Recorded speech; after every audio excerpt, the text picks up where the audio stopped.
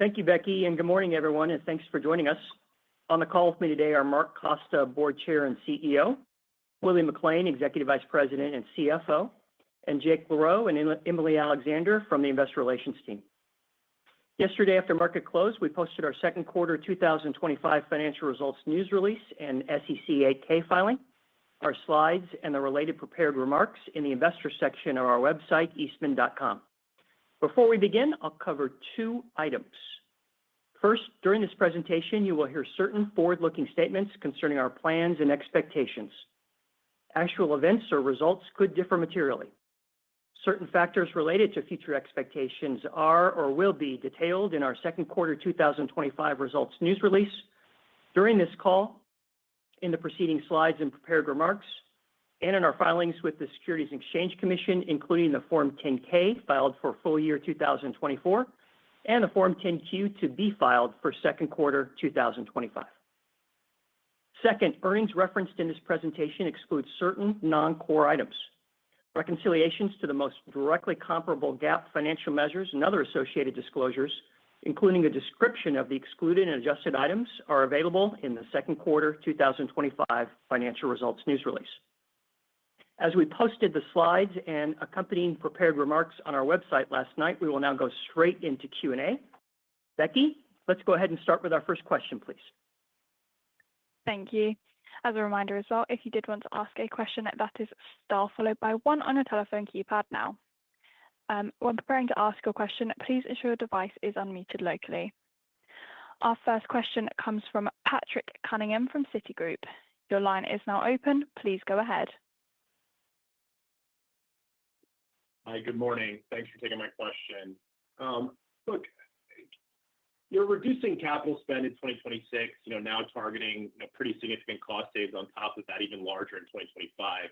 And this doesn't necessarily signal a stable to modestly improving macro in 2026. So could you help us understand how representative of the second half should be when we're thinking about trough earnings levels?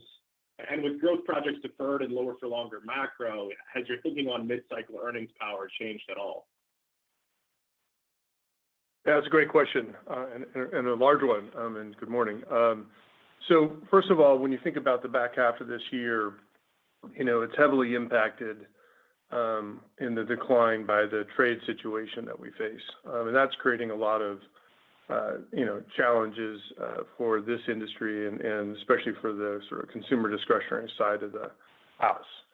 So I don't think that the back half is really a relevant measurement for how the company is doing in total, because you've got a lot of situations around what's going on with the tariff. I mean, when you think about us and the tariff and the exposure we have in the back half of the year, there's really three impacts that it could potentially have on any company. But the biggest for us is by far, what happens with demand. And that was also true in 2019. The second factor, of course, is retaliation that happens in other countries and how you work your way through that. And we do have some high U.S. asset exposure when it comes to that equation.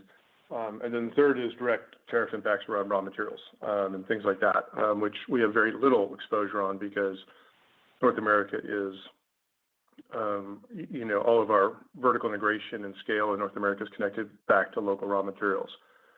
So it really is a big demand question about what's going on in this year and what that then sort of indicates for next year as we think about this whole thing. And the trade war is by far, the driver of the demand dynamics in the second quarter as well as the back half. And as we look at that, and think about trade, the first thing I want to say is, there are unfair trade practices around the world, and there is aggressive dumping by some countries, especially the overcapacity out of China and transshipping to avoid tariffs. So there are real issues here for this industry that need to be addressed. But those, while very serious, need a strategic approach. And the challenge that we're having broadly right now is that trade strategy applying to all countries of the world at the same time may create more economic harm than what's necessary as you try and focus on what the real sources of the trade issues are in the country. And we sit here now where there's a lot of uncertainty. What you had happen even in the GDP data you saw in Q2, a lot of volatility of imports going up, private inventories dropping. People are moving product all over the world to try and get ahead of tariffs, whether it's retailers or the brands or all the supply chain manufacturers that support them to avoid tariffs, to buy time to see how things are going to get sorted out, take advantage of pauses that happen in the second quarter, et cetera. So it's really chaotic to try and understand what's really going on in market demand. Same question you have around consumers. How much do they buy ahead of tariffs potentially impacting prices, in the first half of the year, which is probably why consumption was up, versus them being conservative about worries about, what they can afford for the year. Same with customers, what they think about demand. So there's a huge amount of chaos that goes into this whole situation that causes, some challenges and complexity in Q2, and certainly is why we expect a sort of mid-single digit drop in demand for the back half of the year, which is also representing some normal seasonality, as well as some of the pre-buy, as well as customers being very cautious for everything I just said. So you've got all that complexity, right? I mean, a 15 plus or 15 to 40% tariffs as of last night on countries is a big impact to the market. So there's reasons to be cautious and careful about the back half of the year. So with that, and with what our customers are doing and being cautious in July, we sort of built this forecast and this, and staying focused just on Q3, as well as, not really trying to forecast the full back half of the year. So that is a distortion to try and think about what's going on in demand in general. The second is, in that chaos, we've very much decided to focus on cash generation, as we told you we would in April. And so we're taking all the actions we can to pull inventory down, generate cash, which unfortunately, when you do this from an accounting point of view, ends up in a utilization headwind. It's not a cash headwind, it's actually generating cash, but utilization headwind is somewhere around $75 to $100 million in the back half of the year. So, that distorts the back half as well. So you got the normal seasonality, you've got all this trade dynamics, and you've got the utilization headwind. So the back half of the year is by no means something you can annualize and think about as representing, what 2026 looks like. So your question is, what do we think about 26 and where demand could go there? I mean, the answer is, with the current chaos, where no one knows where demand's going to go next year. But what we can do is, with all the trade deals settling in one way or fashion, at least we're going to start getting some certainty that is always better than uncertainty, to calm everyone down and everyone starts focusing on what they need to do in this context. So that will help stabilize things. You've got the, other things that are very pro-growth in the U.S. administration, from the tax bill to less regulation, et cetera. So there are lots of other things that I think are pro-growth outside of this trade disruption that's going to help stabilize things. So our view is, especially with how challenged demand is this year, on top of what was already a bad situation from 22 to now, there's the reason to expect stability in the back half.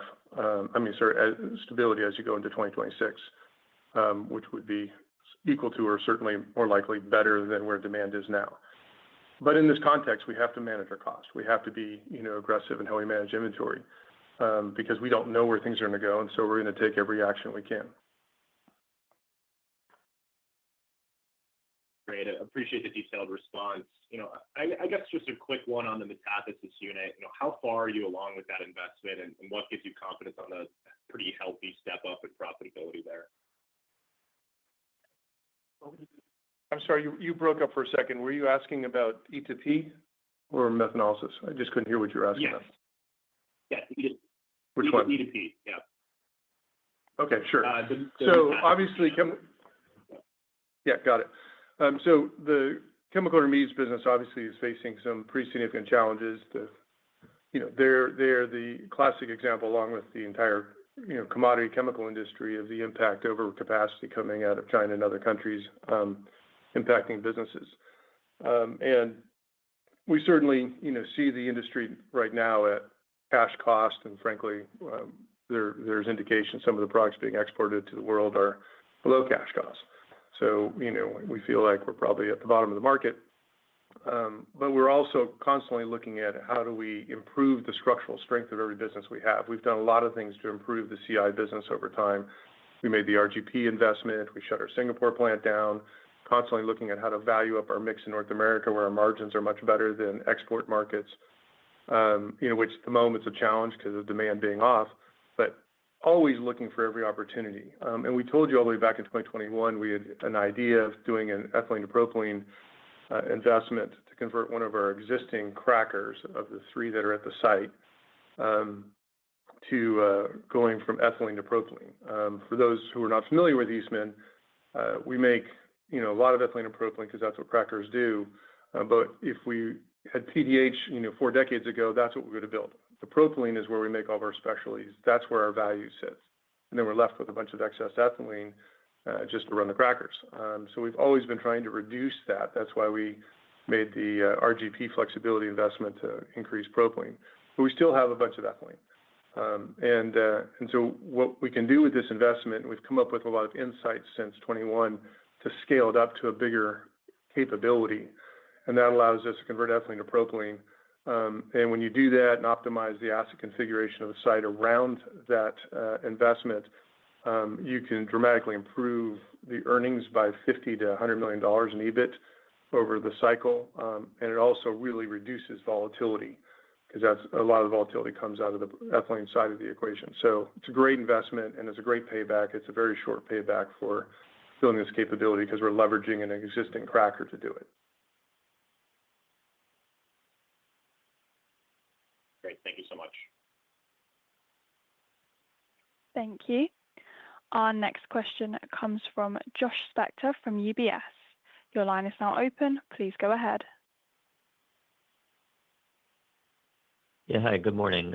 I wanted to ask on the methanolysis investments and some of the comments you made about it seemed like you were thinking about you'd delay a decision on Longview by maybe 2 years now, and you're thinking about expanding Kingsport at some point in the future. So one, I'm just curious if you could expand on if that's right in terms of how you're thinking about it. And then two, what does that mean for Pepsi offtake that you have at the Longview facility? Does that move to Kingsport? Does that get pushed out? How should we think about that? Thank you. So first of all, we're incredibly excited about how well the methanolysis plant's running. It's been a long journey from the beginning of this project to getting it built to getting the startup and working through a lot of construction issues. So it's great to see the plant run well. Incredibly excited to see the rate test the plant could get up to 105% as it is, and all of that is working really well, which also means our cost benefits this year relative to last year are on track to get that additional $50 million of improvement for the corporation. It also, when we started rate testing it and learning more and more about the facility with its better operational performance, we've come across a variety of insights with some very targeted debottlenecking investments that are very manageable. We can debottleneck the plant and have a line of sight to getting the plant to 130%, and we have some ideas to get beyond that. And so that's fantastic in this environment, right? In this environment where we're trying to always improve our lower our capital intensity in everything we do, and this is a capital intensive project. If I can now get 30% or maybe even more than that, I've improved the ROIC efficiency. So that is exciting. The second is that additional capability, especially right now, allows us to continue to grow the EBITDA to that $200 million that we've told you about and keep going from this facility and have more continuous growth than when we cap out on the capacity of this plant in the original plan and wait for the next plant to start.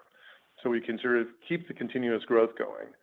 And that also allows us to, in some sense, pull EBITDA forward from the second plant into the first plant as we sort of continue to fill it out. So that allows us to also have time to look at different options. So we're certainly not happy about losing the DOE grant, and we're highly engaged to try and get it back. That's a highly uncertain process. And so we're focusing on what else can we do. And so this ability to bottleneck gives us the time to work on alternative ideas. And we have a lot of creative ideas about how to take scope out of the project. We have creative ideas of not just looking how to do it at Longview, but looking at 3 other sites where we might have some better advantages and how to be efficient. And so there's a lot of things going on. We can't talk about the details of all that right now because we're in the middle of doing some of it. But we're pretty excited about the potential to sort of optimize the footprint and find ways to actually pull forward some benefits that we would have had to wait for the second plant.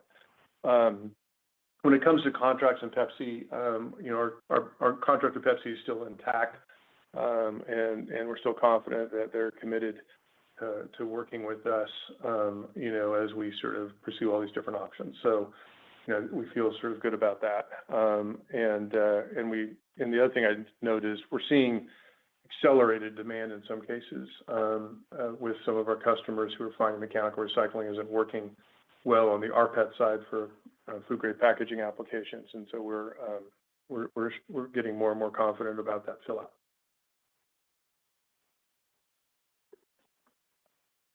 Okay, thank you. I'll leave it there. Thank you. Our next question comes from Vincent Andrews from Morgan Stanley. Your line is now open. Please go ahead. Thank you, and good morning. Mark, was there a particular trigger? It sounds like in July, all of a sudden the customer dialogue flipped. And so is there something in particular that happened, or is it something that they were hearing from their customers, or just how do you sort of deconstruct exactly what happened when it happened? And as you look forward into the balance of the year and into next year, what's the catalyst path, or what are the events that are going to need to happen for your customers, to start feeling differently about their business and about purchasing? Is it just the end of the trade war uncertainty? Is it lower interest rates? But what's really changed, and what's the path from here? Yeah, that's a great question. So, I'd say that the insights developed, through the month of June into July as we were working with their customers and trying to understand what their views were. The market that's most impacted is consumer durables, which you can imagine are caught up in the trade war since the vast majority of them are made in places like China or Southeast Asia and imported here. And our supply chain in serving that market's incredibly long. As we make the products that go into those applications here in the U.S., send them to Asia, they get made into product, come back. So you've got a 9-12 month supply chain on top of this that you're trying to manage. And so I think that, that the trade pause allowed everyone in the second quarter to move material around ahead of potential escalation on July 9th. And so, everyone did that. Every company, like I said earlier, from retailers to brands and manufacturers to people like ourselves. Because of North America, we had to move things to different places like Asia when we're making it here, that sort of factor into our supply chain being a bit longer and our need to move things being a bit higher, because of where we were making it in the U.S. And the risk of retaliation. So, you're working through all those dynamics with your customers. And I think that as they looked to the back half of the year, they became cautious. I think the words were holding orders as opposed to canceling, I think is important to say, as a way to sort of wait and see how all the trade situation was going to resolve itself one way or another. And then they have to, naturally factor that into, where they think consumer demand is going to go and how they sort of either serve those markets or not. Because while people are moving inventory around all over the planet, they're also trying not to increase inventory too much in total because they, are unsure about the back half economy when the consumer is more likely to be impacted, right? These tariffs at these rates are likely to show up in inflation. I know there's a lot of debate about that, but the margins, at least in the consumer durable industry, pretty thin, when it comes to the manufacturers in Asia or the retailers here. So, some portion of this has to get passed on. It can't be absorbed. And even if it's absorbed, people are going to have to lay off people, which impacts the economy. So, somewhere in the world. So this dynamic is going on there. I think it's very much going on in the auto industry. Plenty of news flow on that, but probably likely some pre-buy there that the auto companies have to think about as far as what they think demand's going to do in the back half for them. And the building construction segment, same dynamics. Obviously, weak and challenged, and that half of our revenue is sort of where we're seeing these impacts. Customers, are working with us, and I think, what we've got in our forecast represents their caution in July.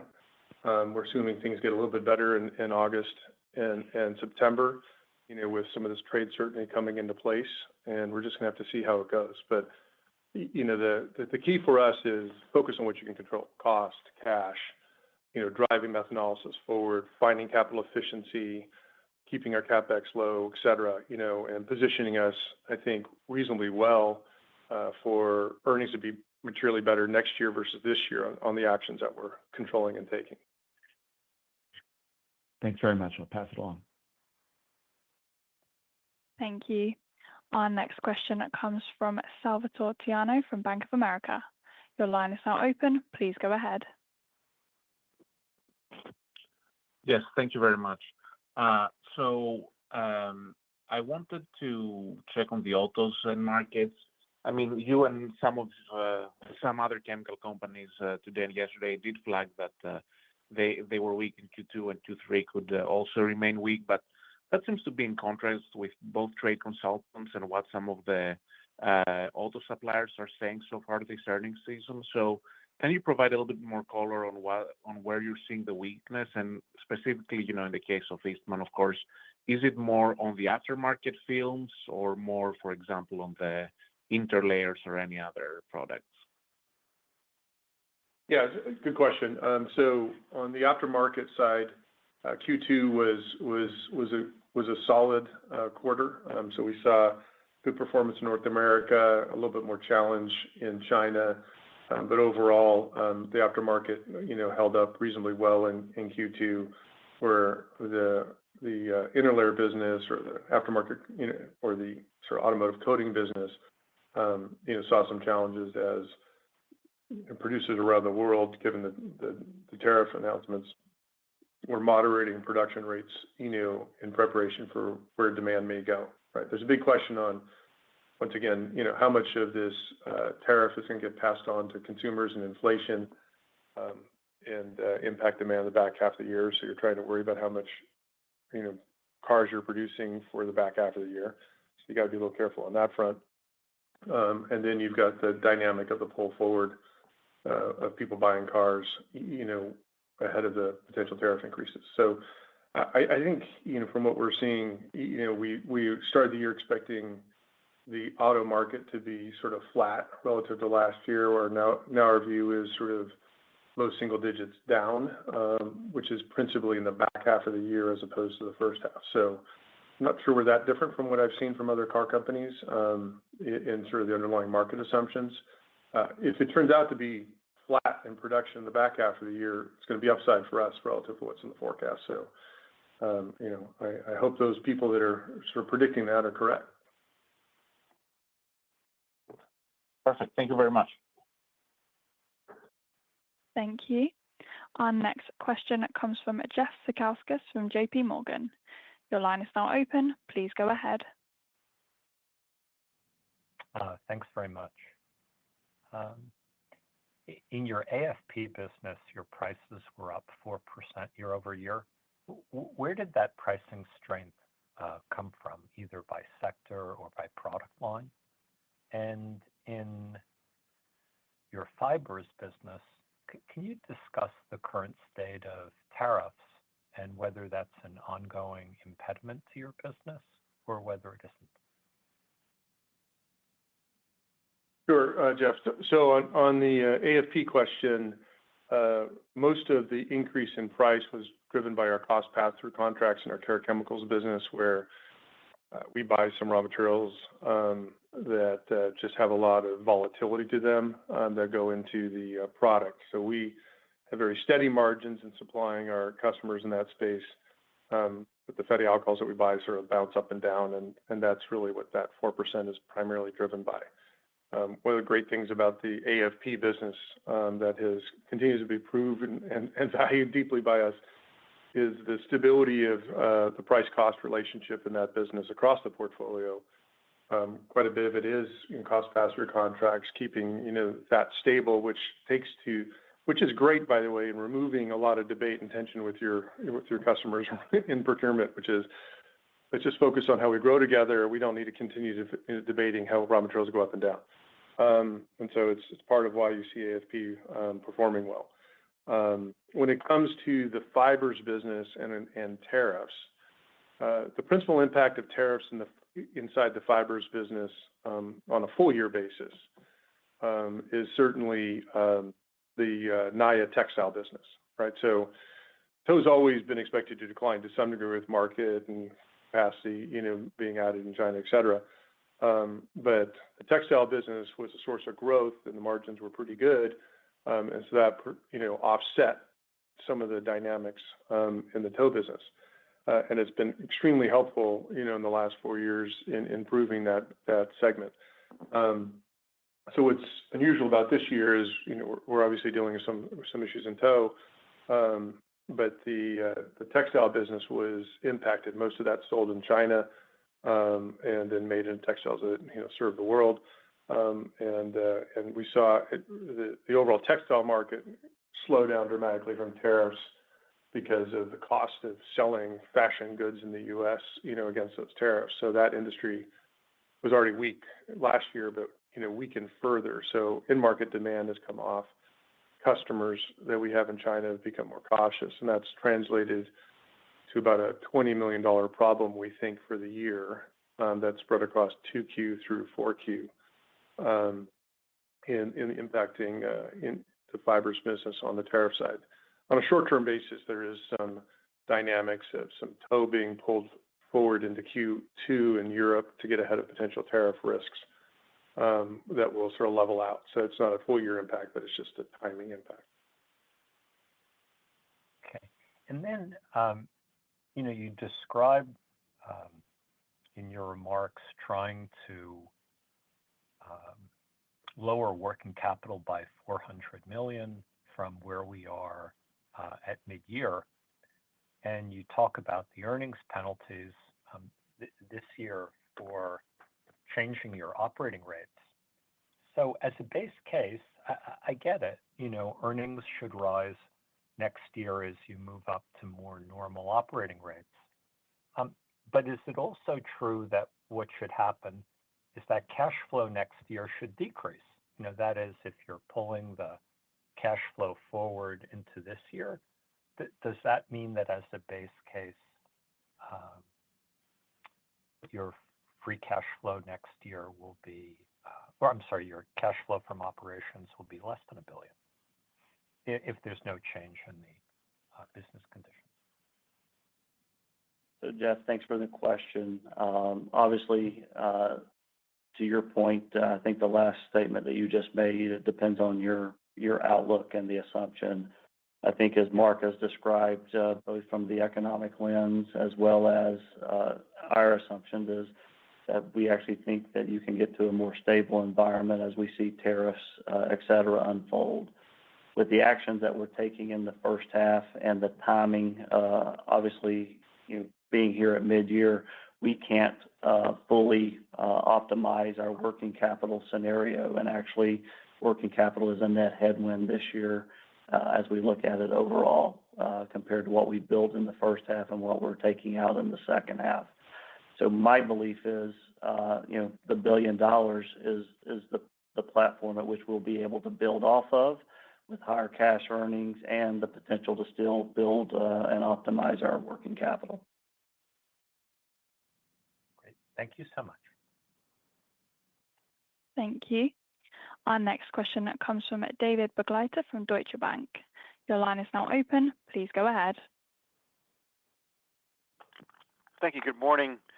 Mark, just on Q4, reading your prepared comments, it sounds like you're guiding to similar to Q3 of around $1.25. Is that fair? Hey, David. I think that's directionally correct. I mean, normally we have seasonality, as you all know, from Q3 to Q4, because Q3 is normally a strong quarter. Obviously, it's not with all the factors that I've described on decline in expected demand and the asset utilization. So when you get to Q4, we're very aggressive in our asset management in Q3. So you're going to get a utilization tailwind because it won't be as aggressive in Q4. The seasonality that normally occurs has already been put into Q3 effectively. And so we expect things to be somewhat similar. We got to get through Q3, to be perfectly honest, David, with all the volatility with the trade and see how it all sort of settles out and impacts the markets. But our current expectation is what you said. Got it. Understood. And Mark, your volume outlook is a little more severe than what we've heard from some of your peers this earnings season.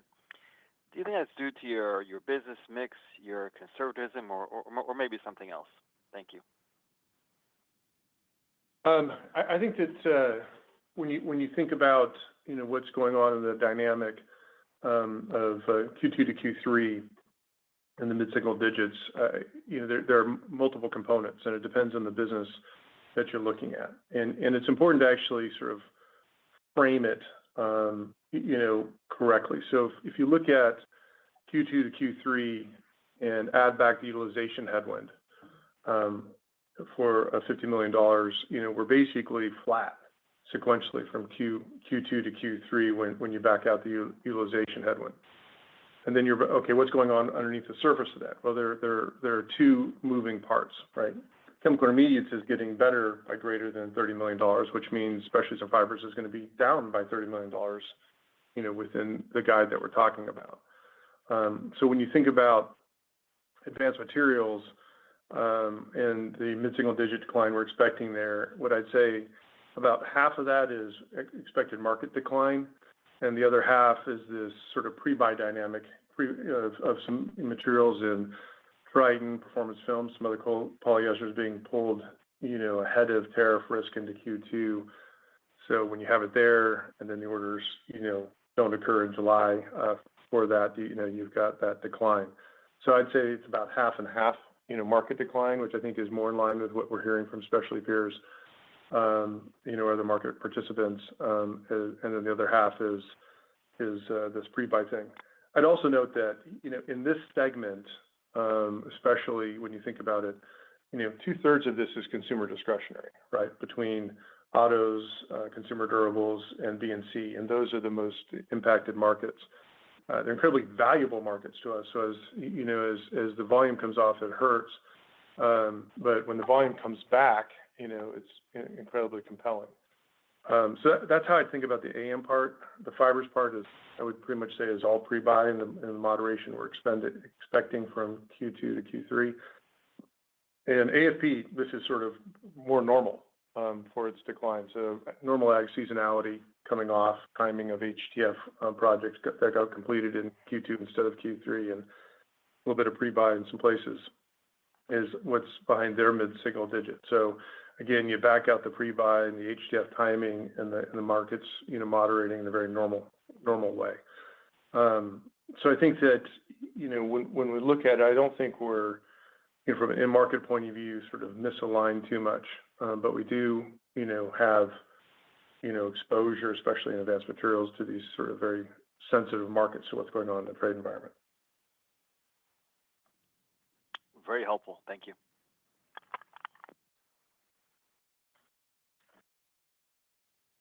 Thank you. Our next question is from Frank Mitsch from Fermium Research. Your line is now open. Please go ahead. Good morning. If I could just follow up on that, are you sizing the pre-buy at around $20 million or so benefit 2Q versus 3Q? Any color there would be helpful. Thank you. Hey, Frank, that's probably directionally correct.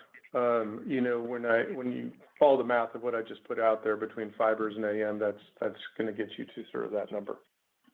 All right, great. And On this $1.25 point estimate for 3Q, now you guys put out a 20-cent range for 2Q, and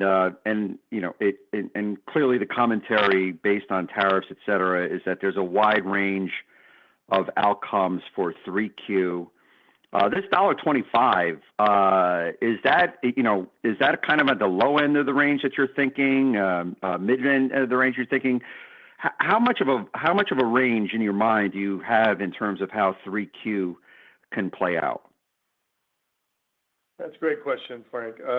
We put the word around before $1.25, so we see upside and risk to that number based on all the trade dynamics that we have in here. In some parts of the bridge, I'd say, are pretty predictable. So the asset utilization is in our control. We're pretty clear on what that's going to be. Our cost reductions in our control, clear what that's going to be. We've had phenomenal commercial excellence over the last 4 years in defending our price costs and our specialties, and our market share being held incredibly well over the last 4 years. And we certainly expect to continue that excellence in the back half of this year and into 2026. So when I look at all those things that are to some degree in our control, methanolysis running better, et cetera, we feel pretty good about the quality of our guidance. But to your point that we just mentioned and the comments I've made in this call, predicting demand and customer and consumer behavior in this world right now, there's no predicting it. And so we didn't put a range on it, but there is certainly uncertainty in either direction, right? If people really calm down, we could be up in volume. If these higher trade announcements and rates that just got announced through this week have an impact on the market, it could, on people's behavior, then it could be down. We just don't know, and frankly, no one does. There's no way to predict it. All right, so a wide range around. Best guess today is $1.25, but there's probably a bigger range around it than there was the range around the 2Q. Is kind of what I'm hearing right now. I don't know if it's bigger than that range, but I really think we need to get through this next month. Obviously, if we see things really changing in either direction, we'll update people at a conference somewhere along the way. But right now, we're in the middle of trying to digest all these announcements that happened last week and this week. So it's not just every customer we have, every retailer, every consumer, are trying to figure out what does this mean for me right now, and what am I going to do in this context. So we just got to see how it plays out. Okay, gotcha. All right. Thanks so much. Thank you. Our next question comes from Aleksey Yefremov from KeyCorp. Your line is now open. Please go ahead. Good morning.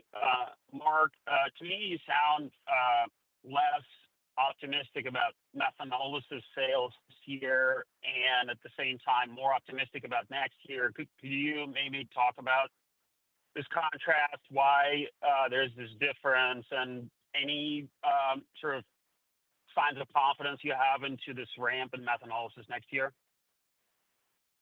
Sure. So, it's a great question. Obviously, in our prepared remarks, we've acknowledged that things are going a bit slower.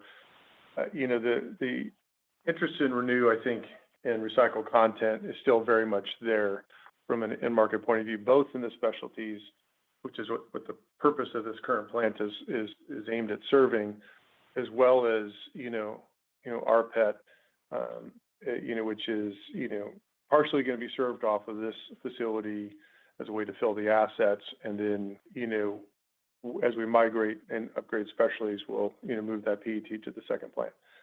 But when I look at the overall underlying dynamics about demand, you are attached to the underlying market, right? So we've proven in Tritan over the last, over more than a decade, that we can grow well above the market by being BPA free and substitute out of other materials and taking market share and growing incredibly well. And that's true. But there's still some connection you have to the market. So if the market's incredibly challenged, it's going to moderate the rate at which your customers launch new products that have your Renew content in it, which we've talked about. So that's the short-term dynamic of everything we've been talking about in this call. When it creates that challenge in durables, it slows down the rate at which, people are adopting new features and launching new products in that space. Even true in luxury cosmetics, that market's also a bit challenged and moving a little bit slower as another key market. So, but what I would say is we're not seeing any signs where suddenly people think plastic waste is good, right? A lot of people are debating climate, but I haven't seen anyone debating, plastic waste, and wanting it out of their environment and not impacting their lives. And so, that's not going away. The rate at which customers want to solve this problem when they're incredibly economically challenged, this year from tariffs for raw materials they're buying or market demand that's not that strong, the rate at which they adopt is slowing down. But as you get to economic stability, I'm pretty confident that, this issue is going to be important, and the responsibility that brands have to address their plastic waste in the environment is going to be there. There's going to be continued pressure, and there's lots of regulation that's still happening in Europe and the U.S. driving it. So in this context, we still have, over 100 customers on the specialty side committed and buying and paying premiums. They're just not ramping up orders as fast. We're not seeing, a bunch of order cancellations. We're just not seeing the ramp up as fast as we'd like. And as I mentioned on the rPET side earlier, we're picking up more interest in demand for next year. We don't have it available this year because we're still in the middle of switching our Triton line over to making PET, where we'd be selling it now. But as we bring that on in the fall, and those two of our largest brands, in fact, on the rPET side, committing to meaningful volume next year.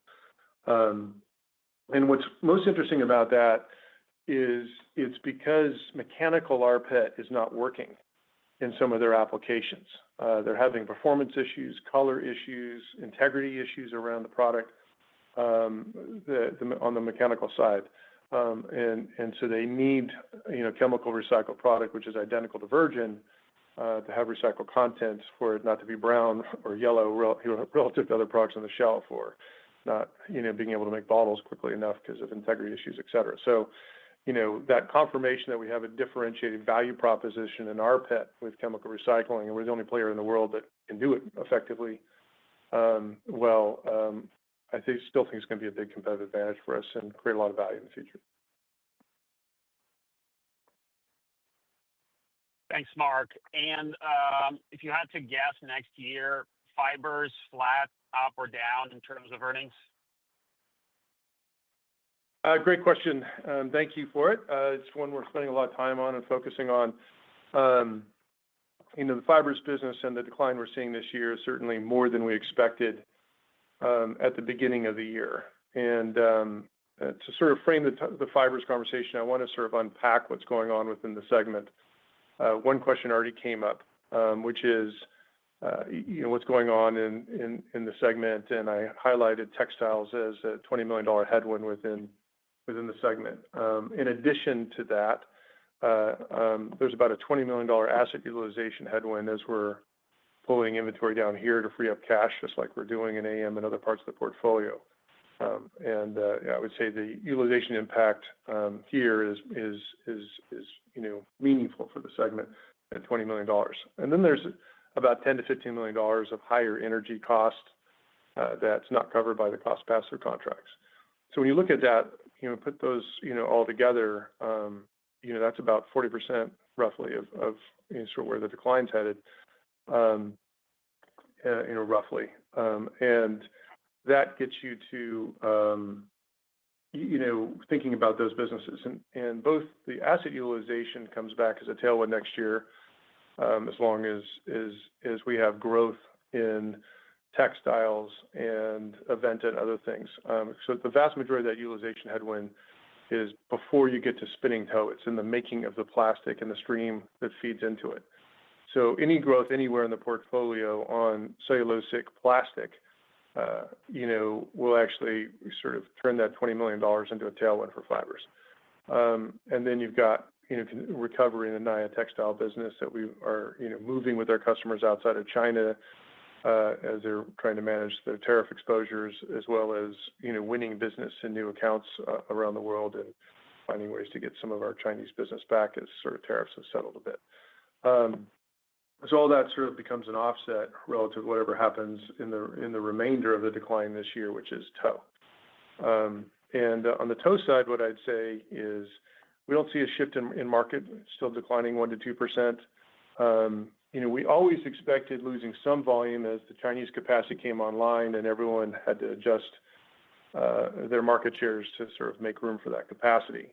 But the volume, is turning out to be worse than that because there's a bunch of destocking going on, as we talked about in prior calls, where people were holding a lot of safety stock and now are feeling a little more safe about not needing as much safety stock and destocking, and they were clearly holding a lot more inventory than we expected. But there's another dynamic going on as well, which is we had some medium-sized customers that were very aggressive in wanting to grow their market share in the cigarette industry, and we're adding capacity for that and building inventory to fill that capacity and signing contracts that committed them to, grow that volume with us and having our support. But unfortunately, these customers were not successful in growing their share and actually ended up losing a little bit of share so far. They're obviously not happy about that, and they're trying to take their share back. But in this current situation, they're trying to destock the inventory that they built for that growth that's not playing out. And for us, when we had that expectation of that growth and we had sort of given up some share with our price discipline in a few other places in this market context, we had an expectation of how volume would net out that isn't, playing out the way we expected. There's a range of actions we're planning to take right now to address this, situation. And be very focused on maintaining stability for us, in this market. And so that, I think, is sort of how we got here. We didn't really get some of these insights from these medium customers until the second quarter, which is, what we're adjusting to now. From a destocking point of view, while there's a lot of destocking certainly going on this year, it's reasonable to expect next year it will be less than this year from what we can tell. And we got all these, offsets of things like utilization and textiles, et cetera, being an offset to this tow dynamic. So when you put it all together, we think we can stabilize the situation as we go into next year. Thanks, Mark. Thank you. Our next question comes from Kevin McCarthy from VRP. Your line is now open. Please go ahead. Thank you, and good morning. Mark, in the prepared remarks that you released last night, I think you mentioned that you're now targeting additional cost cuts of $75 to $100 million. So can you maybe elaborate on the actions that you're taking and how those savings might flow through the financials over the next, several quarters here? We'll let Willie hit the cost reduction targets, and then I'll add a couple comments to that. Thanks, Kevin. Good morning. Obviously, in this environment, we're focused on building on the improvements that we've made here in 2025 as we enter 26, and we've got detailed plans that we'll be pulling together in the back half of the year that enable us to again deliver another $75 to $100 million, as long as the environment continues to persist. I would say also just highlight that our actions do not reflect a change in our strategy. As we think about innovation and excellence in how we execute, having an efficient and effective cost structure goes hand in hand with achieving that and generating returns over the long term. So our actions range from optimizing our contract partners and then the overall usage of that. I think we've shown in multiple economic environments that we, ultimately take structure that looks fixed and make it variable. As we think about reliability and maintenance execution, that is a focus as we continue to enhance and deliver reliability over the long term and reduce overall maintenance. As we think about purchasing an MRO for in this environment as we're going through tariffs right now. We're looking at how do we optimize that supply chain and ultimately overall mitigate and reduce that cost structure. Energy efficiency, as Mark has highlighted, energy is a headwind this year, and that's core, and we have opportunities on that front. And obviously, in this type of environment, it will also result in reduced labor cost as we think about year-over-year performance. Yeah, what I'd sort of like to add to this is, you came up earlier, where do we view the world next year, and are we really worried about it getting worse? First of all, to be clear, you can't annualize the back half of this year, with what we're going through. You can't. You've got all this asset utilization headwind that's distorting. You've got normal seasonality that you'd always have to correct for, where we're more 55-45% first half to back half normally. And you've got this sort of pre-buy dynamic and just the absolute chaos of tariffs and how it's impacting demand behavior in the marketplace. So can't do that. So, when we think about cost structures and what we're trying to do going into next year and really think about on a full year basis, how do we go from this year to next year, which I think is a better way to think about it. These cost actions are incredibly important. But what you didn't hear Willie say is we're shutting down a bunch of plants and rationalizing them. A lot of the industry right now is going, both on the specialty and the commodity side, are rationalizing plants, entirely because if they're doing that, they don't see that demand coming back in the future. And we're not doing that. We're actually confident with our innovation and the way we, find ways to value up our facilities and grow and leverage them efficiently, like we did from PET to copolyesters to Tritan or standard interlayers to acoustic interlayers to HUD. We believe that, our asset base, outside of some tweaks here and there, is well positioned for the growth that we would expect to have in 26 and 27 and beyond. So that's, so when you think about that $100 million that helps improve earnings next year to this year, when you think about the asset utilization, once again, focused on cash and discipline, that $75 to $100 million headwind becomes a tailwind. And the way to think about that as a tailwind, if the demand is really as bad as the back half of this year, it's a $50 million tailwind in utilization next year. If it gets back to the front half of this year, it's a $100 million tailwind relative to this year, and just how those utilization numbers work. And to be clear, the demand was not strong in the first half of this year with all the dynamics that we're facing. So we feel good about that being a tailwind for next year. We've got all the innovation going on across the portfolio, growing, of course, the revenue on the Kingsport plant, as we talked about. There's, growth that we have and can see in new HUD interlayers on the Aventa products gaining traction and being key to driving that utilization in the cellulosic stream. New products in cosmetics and specialty plastics, et cetera, recovering Naya. We do think, we'll continue to have great discipline on managing our price cost.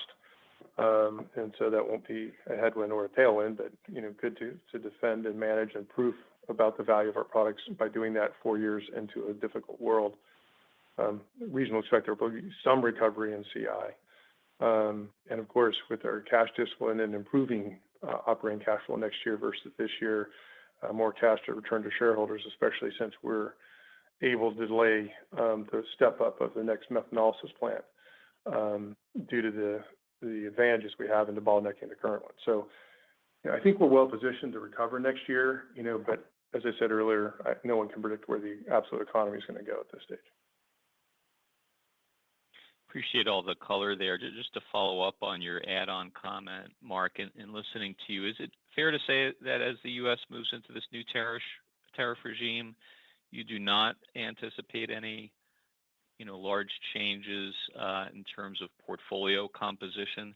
Reason I ask is in the second to last paragraph of the remarks, there was some commentary about, addressing underperforming parts of the portfolio and a reminder that you've divested certain businesses in the past, but it doesn't sound like you have anything larger than a bread box under consideration right now. Is that fair? In the short term, I think that's fair, Kevin. I mean, I think that, just to be clear, there's optimizing capacity and then there's thinking about what businesses belong in the portfolio, which are two very different questions. On the first question around optimizing capacity, we've done things like optimize some production inside our Massachusetts site in interlayers. So we're shut the Singapore plant down and optimize some capacity and heat transfer fluids to align with market conditions.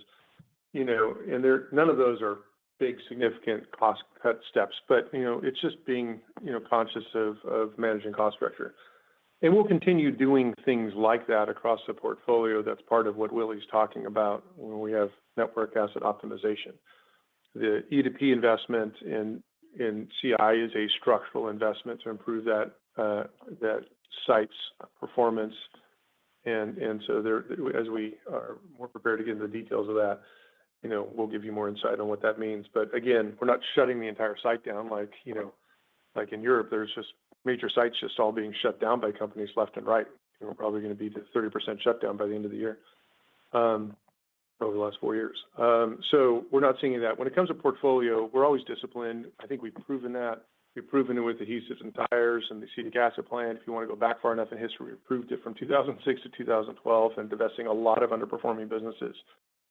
And we'll always keep an eye on that and look at what belongs in our portfolio and be open-minded to things that can be segregated and separated from the company. Integration does create constraints on that. But certainly right now, at the bottom of the market is not a time where you look at doing things like that. Perfect. Thank you. Let's make the next question the last one, please. No worries. The next question is from Lawrence Alexander from Jefferies. Your line is now open. Please go ahead.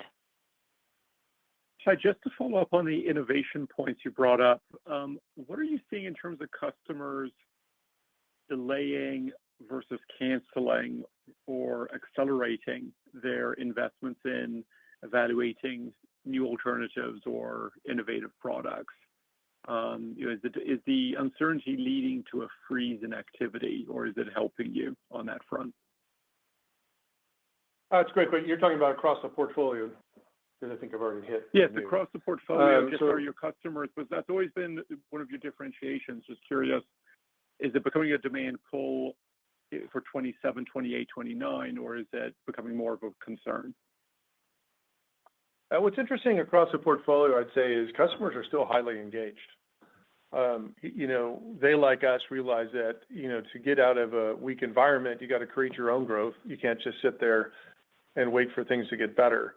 And you also want to maintain your differentiation against competition. So whether it's next generation HUD and different versions of that, we're seeing very strong engagement in the auto industry, as well as, specialized products necessary for the EVs, which are still growing in lots of parts of the market.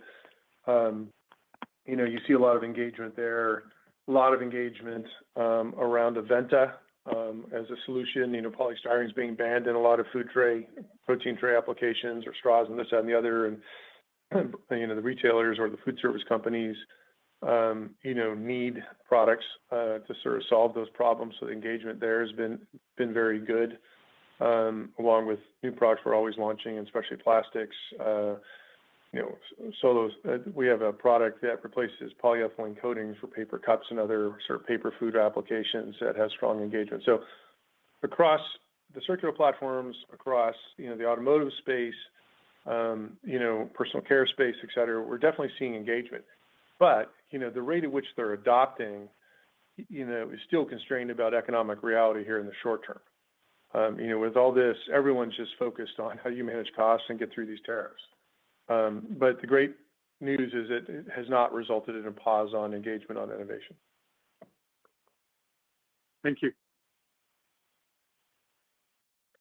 Thank you very much, everyone, for joining us today. We appreciate your time. Hope you have a great rest of the day and a great weekend. Thanks again.